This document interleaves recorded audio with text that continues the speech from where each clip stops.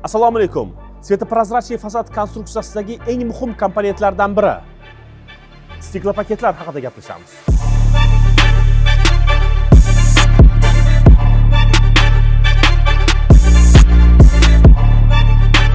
Svetопрозрачный fasad konstruksiyalarining estetikasi va ko'pfunksiyaviyligi ko'p jihatdan stiklopaketlarga bog'liq.